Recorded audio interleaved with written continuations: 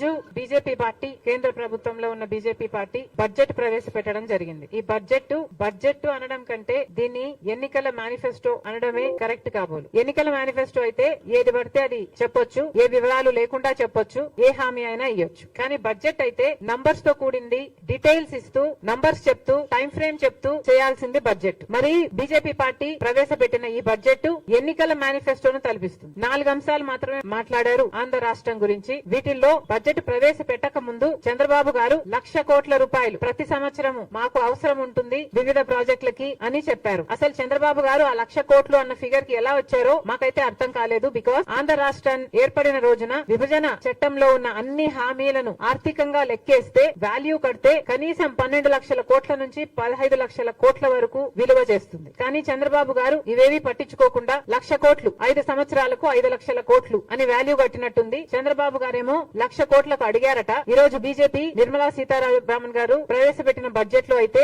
రాజధానికి కేవలం 15,000 కోట్ల రూపాయలు ఇస్తున్నాము అని తెలిపారు. దీంతో పాటు పోలవరం ప్రాజెక్ట్ కి మేము పూర్తి చేసే బాధ్యత మాది అన్నట్టుగా మాట్లాడారు. పోలవరం ప్రాజెక్టు ఆంధ్ర రాష్ట్రానికి లైఫ్ లైన్ అన్నారు, మన రైతులకి లైఫ్ లైన్ అన్నారు, ఫుడ్ సెక్యూరిటీ కల్పించే అంశం కూడా ఇది అని పేర్కొనడం జరిగింది. మరి అంత ముఖ్యమైన పోలవరం ప్రాజెక్టుకు పూర్తి చేయాలనుకున్నారు మీరు, సంతోషం, ఇప్పటికైనా పూర్తి చేయాలనుకున్నారు. 10 సంవత్సరాలుగా ఇది మా హామీ అయినప్పటికీ, 10 సంవత్సరాలుగా మీరేమీ చేయకపోయినప్పటికీ కనీసం ఇప్పటికైనా మీకు కనువిప్పు కలిగింది. పోలవరం ప్రాజెక్టుని పూర్తి చేస్తాము అని చెప్పారు. కానీ ఒక పక్క మా ముఖ్యమంత్రి గారు, ఆంధ్ర రాష్ట్ర ముఖ్యమంత్రి గారు 12,000 కోట్లు రీహాబిలిటేషన్ కే పడుతుంది అని ఒక పక్క చెప్తుండగా ప్రాజెక్టు కాస్ట్ ఎంతో ఇంకా ప్రజలకు చెప్పకపోగా కేంద్ర ప్రభుత్వం మాత్రం పోలవరం ప్రాజెక్టుని పూర్తి చేస్తామని చెప్తున్నారు. దాంతో పాటు ఎప్పుడు పూర్తి చేస్తారు, ఎన్ని డబ్బులు ఇస్తారు, తక్షణం ఎంత ఇస్తారు, కనీసం ఆ రీహాబిలిటేషన్ కైనా ఇస్తారా, ఒక్క ఫిగర్ అయినా మీరు క్లారిటీ ఇచ్చుంటే బాగుండేది. అంత పెద్ద ప్రాజెక్టు మీరే అంటున్నారు లైఫ్ లైన్ అని, మీరే అంటున్నారు ఫుడ్ సెక్యూరిటీ కలిగించేది అని. మరి అంత ముఖ్యమైన ప్రాజెక్ట్ కి ఈ అంబిగ్విటీ ఎందుకో,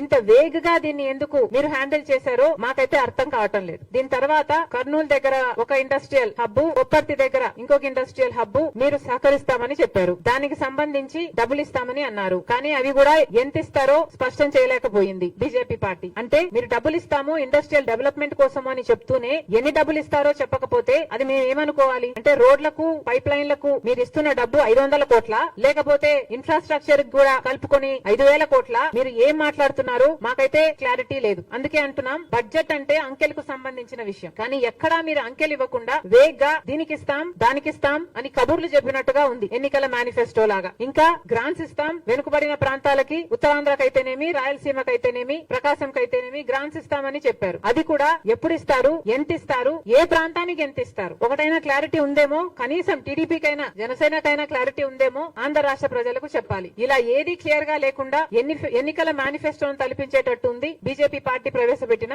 బడ్జెట్.